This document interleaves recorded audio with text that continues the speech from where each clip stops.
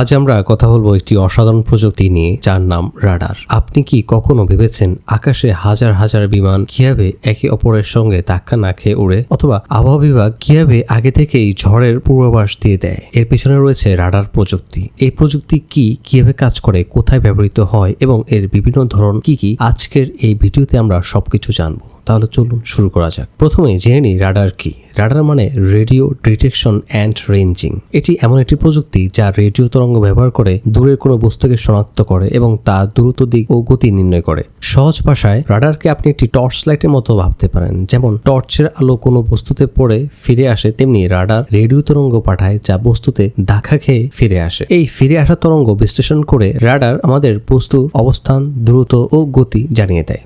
রাডারের ইতিহাস। রাডারের মূল ধারণা প্রথমে আসে 19 শতকের শেষের দিকে, কিন্তু দ্বিতীয় বিশ্বযুদ্ধের সময় এটি ব্যাপকভাবে ব্যবহৃত হয়। শত্রুপক্ষের বিমান ও জাহাজ শনাক্ত করতে রাডার তখন গুরুত্বপূর্ণ ভূমিকা পালন করে। আজ রাডার শুধু সামরিক কাজে নয়, বরং বিমান চলাচল নিয়ন্ত্রণ, আবহাওয়ার পূর্বাভাস, জঙ্গলে আগুন শনাক্তকরণ, এমনকি ক্রীড়াক্ষেত্র খেলোয়াড়দের গতি পরিমাপেও ব্যবহৃত হয়। রাডার কিভাবে কাজ করে? এবার আসুন রাডারের কাজের প্রক্রিয়া জানি। রাডার একটি অ্যান্টেনার মাধ্যমে রেডিও তরঙ্গ পাঠায় যা আলোর গতিতে প্রায় 3 লাখ কিলোমিটার পার সেকেন্ডে চলে। এই তরঙ্গ কোনো বস্তুতে ধাক্কা খেয়ে ফিরে আসে। রাডারের রিসিভার অ্যান্টেনা এই ফিরে আসা তরঙ্গ ধরে এবং তরঙ্গের যাওয়া আসার সময় পরিমাপ করে। ওই সময় ও আলোর গতি ব্যবহার করে রাডার বস্তুর দূরত্ব বের করে। এছাড়া ডপলার ইফেক্ট ব্যবহার করে রাডার বস্তুর গতি ও দিক নির্ণয় করে। যেমন আপনি যখন রাস্তায় দাঁড়িয়ে থাকেন তখন কাছে আসা গাড়ির সাইরেনের শব্দ বেশি তীক্ষ্ণ আর দূরে যাওয়ার সময় কম তীক্ষ্ণ শোনায়। ঠিক তেমনি রাডার ফিরে আসা তরঙ্গের ফ্রিকোয়েন্সি পরিবর্তন বিশ্লেষণ করে বস্তুর গতি ও দিক বুঝতে পারে। রাডারের অ্যান্টেনা ঘুরতে থাকে যা বস্তুর দিক নির্দেশ করে। উদাহরণস্বরূপ একটি বিমানবন্দরের রাডার সকল বিমানের দ্রুত, দিক ও গতি জানিয়ে দেয়, যা বিমান চলাচল নিরাপদ রাখতে সাহায্য করে। রাডারের ব্যবহার। রাডারের ব্যবহার বিশাল, চলুন জেনে নিই। নাম্বার 1, বিমান চলাচল। বিমানের অবস্থান ও গতিপথ ট্র্যাক করে ধাক্কা এড়ানো। নাম্বার 2, আবহাওয়া পূর্বাভাস, ঝড়, বৃষ্টি ও ঘূর্ণিঝড় শনাক্তকরণ। নাম্বার 3, সামরিক কাজে, শত্রুপক্ষের বিমান, মিসাইল বা জাহাজ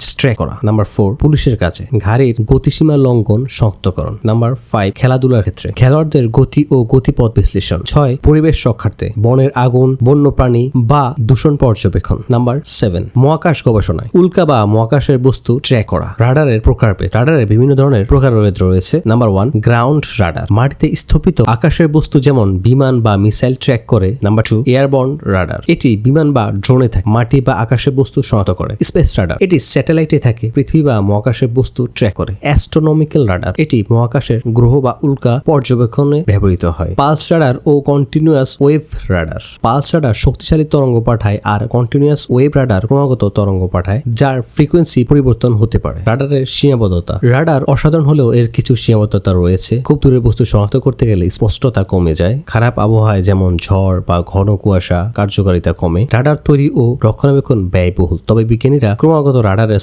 অ্যান্টেনার গুণগত মান ও সঠিকতা বাড়াতে কাজ করছেন। রাডার বনাম সোনার। অনেকে রাডার ও সোনারের মধ্যে পার্থক্য বোঝেন না। রাডার রেডিও তরঙ্গ ব্যবহার করে বা মাটিতে কাজ করে, অন্যদিকে সোনার ধ্বনি তরঙ্গ ব্যবহার করে এবং পানির নিচে যেমন সাবমেরিন বা মাছ ধরা জাহাজে ব্যবহৃত হয়। তো এই ছিল আজকের ভিডিওটি কেমন লেগেছে আপনারা অবশ্যই কমেন্টে জানাতে পারেন। আর যদি ভিডিওটি ভালো লেগে থাকে তাহলে অবশ্যই লাইক কমেন্ট এবং শেয়ার করতে পারেন। Tata, by.